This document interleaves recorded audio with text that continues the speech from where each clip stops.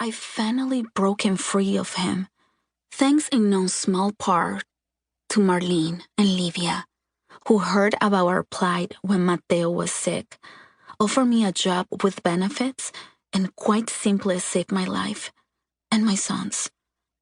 Thanks to them and a friend who's a lawyer, I filed for divorce and received a protective order that requires Joaquin to stay 500 feet from me. The only exception to the order is when we hand off our son between visits. Sometimes I still can't believe it's come to a need for official protection from the man I once loved.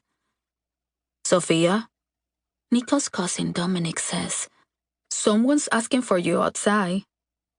I experience a moment of pure joy at the thought of seeing my little boy, quickly followed by the dread of having to see his father. After washing my hands and asked Dee to keep an eye on the motor for me and go out through the garage to greet my son. Mateo, who is 5, is doing a lot better than he was, but he's still got a long way to go in his recovery from brain surgery to remove a cancerous tumor. Thankfully, Jason got it all, and he recommended a course of radiation that's now completed. But the damage to his fine motor skills, another English term that has become familiar to me, was significant, thus the ongoing physical and occupational therapy. He also has a slight sack on the right side of his face that Jason says may or may not correct itself. We're waiting to see on that. Nico pulls up in his truck as I emerge from the garage into bright South Florida sunshine. Marlene sent him to pick up the keg from a nearby liquor store. He approaches Joaquin's old red sedan, which is parked in the driveway. "I'll take him," Nico says. I stand back and allow Nico to intervene on my behalf, not willing to admit what a relief it is to have him deal with Joaquin so I don't have to. "I need to speak to my wife," Joaquin says in Spanish as he tightens his hold on Mateo. "She's not your wife any longer," Nico reminds him, also in Spanish, as he reaches for my son. "Back off, dude." I step forward before they get physical. I wouldn't put it past either of them. "It's okay, Nico. I got this." Glaring at Joaquin, Nico takes a step back but stays nearby, just in case. I take Mateo from Joaquin and hold him close. He smells like cigarette smoke, which enrages me. How can Joaquin smoke around him, or allow anyone else to, after what he's been through?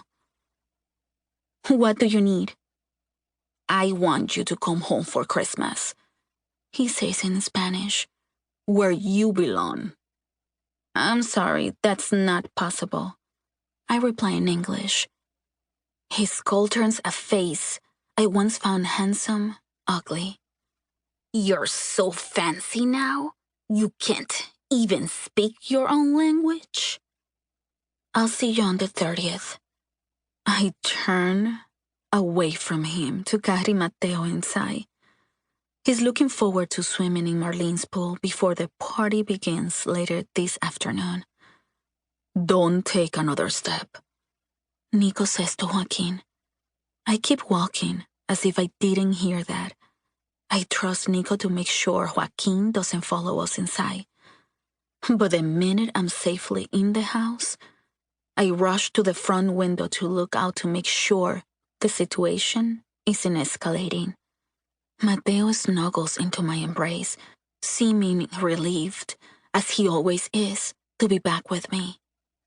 The two men are exchanging words, but that's all it is. After Joaquin makes an obscene gesture at him, Nico walks away, his fists rolled tightly by his sides. My heart races at the sight of him, angry on my behalf. Why does that mean so much to me? Maybe it's because for years no one was ever angry on my behalf, while Joaquin was bullying me into doing everything his way.